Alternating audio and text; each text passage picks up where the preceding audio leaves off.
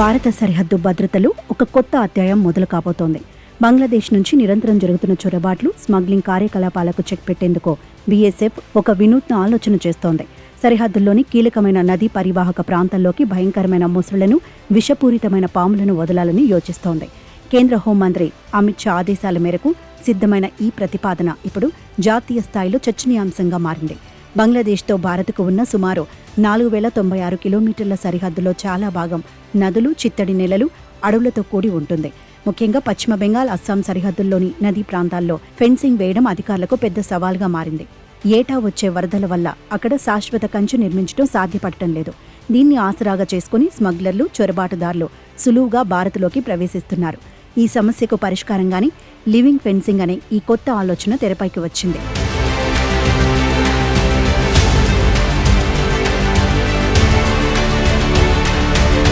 చొరబాట్లు ఎక్కువగా జరిగే నీటి మార్గాల్లో మొసళ్లను, అటవీ ప్రాంతాల్లో పాములను ఉంచడం ద్వారా అక్రమ రవాణాను అడ్డుకోవచ్చని బీఎస్ఎఫ్ భావిస్తోంది. అయితే ఇది ఇంకా ప్రాథమిక దశలోనే ఉంది. ముందుగా పెద్ద సంఖ్యలో మొసళ్లు, పాములను సేకరించాలి. వాటిని ఆయా ప్రాంతాల్లో వదిలితే స్థానిక ప్రజలపై ఎలాంటి ప్రభావం ఉంటుంది, వరదలు వచ్చినప్పుడు అవి జనావాసాల్లోకి రాకుండా ఎలా అడ్డుకోవాలి అన్న అంశాలపై అధికారులు లోతైన అధ్యయనం చేస్తున్నారు.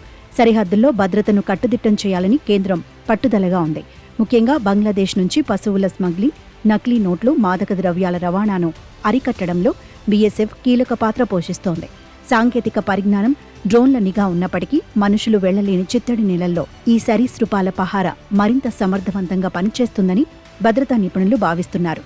శత్రువులకు ప్రాణభయాన్ని కలిగించడం ద్వారా చొరబాట్లను సహజంగానే తగ్గించవచ్చని ఈ ప్లాన్ వెనుక ఉన్న ముఖ్య ఉద్దేశం.